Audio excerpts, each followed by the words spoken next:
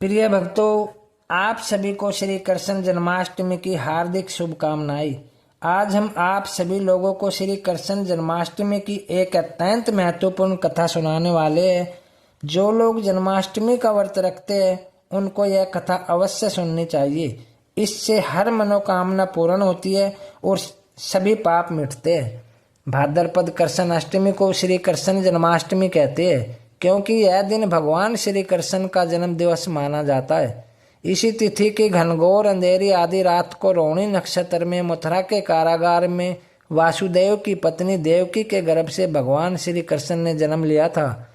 यह तिथि उसी शुभ घड़ी की याद दिलाती है और सारे देश में बड़ी धूमधाम से मनाई जाती है। जन्माष्टमी के दिन भगवान श्री कृष्ण की जन्म संबंधी कथा भी सुनते सुनाते हैं, जो इस प्रकार है। द्वापर युग में जब पृथ्वी पाप और अत्याचार से भरने लगी, तब पृथ्वी ने एक गाय माता का रूप बनाकर सृष्टि के रचयिता भगवान ब्रह्मा जी के पास गई। गाय के रूप को धारण की हुई पृथ्वी माता के साथ सभी देवता ब्रह्मा जी के पास गए और सभी देवताओं ने मिलकर भगवान ब्रह्मा जी को पृथ्वी की दुखद गाथा सुनाई। भगवान ब्रह्मा जी के आदेश अनुसार वहां पर उपस्थित सभी देवतागण आपस में मिलकर कहने लगे कि हम सभी इस संकट के समाधान के लिए भगवान श्री हरि विष्णु के पास जाएंगे। और सभी लोग गाय माता को साथ में लेकर श्री हरि विष्णु भगवान के पास क्षीर सागर में जा पहुंचे। भगवान विष्णु वहां शेषनाग की सैया पर बैठे विश्राम कर रहे थे। सभी देवतागण वहां जाकर भगवान विष्णु की स्तुति करने लगे। तब भगवान हरि विष्णु जी की निंद्रा भंग हुई। तब भगवान विष्णु ने सबके आने का कारण पूछा। तब दीनहीन वाणी में पृथ्वी देवी बोली कि हे प्रभु, संपूर्ण भूमंडल पाप और अत्याचार से घिर गया है। पृथ्वी पाप और अत्याचार से तराई तराई करने लगी है। इसीलिए हे प्रभु, कृपा करके इस संकट का निवारण करे और पृथ्वी को संकट से मुक्त करे। ये सब बात सुनकर भगवान हरि विष्णु जी बोले, ठीक है, मैं पृथ्वी को समस्त दानव से बचाने के लिए मैं ब्रज मंडल में वासुदेव भार्या और कंस की बहन देवकी के गर्भ से जन्म लूंगा। इसलिए तुम ब्रज भूमि में जाकर यादव कुल में अपना शरीर धारण करो और मेरे द्वारा की जाने वाली लीलाओं का आनंद लो। तब इतना कहकर भगवान हरि विष्णु अंतर्ध्यान हो गई और अब सभी देवता और पृथ्वी देवी ने ब्रज भूमि में यादव कुल के नंद, यशोदा और गोपियों के रूप में पैदा हुए। एक समय कंस अपनी बहन देवकी को उसकी ससुराल पहुंचाने जा रहा था। रास्ते में आकाशवाणी हुई, हे कंस, जिस देवकी को तू बड़े प्रेम से ले जा रहा है उसी में तेरा काल बसता है। इसी के गर्भ से उत्पन्न 8वां बालक तेरा वध करेगा। यह सुनकर कंस वासुदेव को मारने के लिए दौड़ा। तब देवकी ने उससे विनय पूर्वक कहा, मेरे गर्भ से जो संतान होगी उसे मैं तुम्हारे सामने ला दूंगी। बहनोई को मारने से क्या लाभ है। कंस ने देवकी की बात मान ली और मथुरा वापस चला आया। उसने वासुदेव और देवकी को कारागार में डाल दिया।